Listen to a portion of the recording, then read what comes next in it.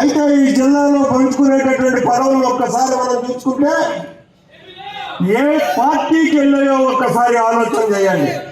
నేను వాళ్ళకి ఇవ్వద్దంటూనే ఆ నిష్పత్తి ప్రకారం తెలుగుదేశం పార్టీ నాయకులకి కార్యకర్తలకి ఇవ్వండి అని చెప్పి డిమాండ్ చేస్తున్నా. ఇవాళ సెకండరీ క్యాడర్ ఉన్నారు, లక్షల ఖర్చు పెట్టుకుని నాశనం అయిపోయినటువంటి పరిస్థితులు ఉన్నారు. ఇంటికాడ వాళ్ళ ప్రాణాలు పెడుతున్నారు. ఏం పని పాటు మీద మీకు వెళ్ళడానికి అని చెప్పి. కృష్ణమోహన్ కూర్చో.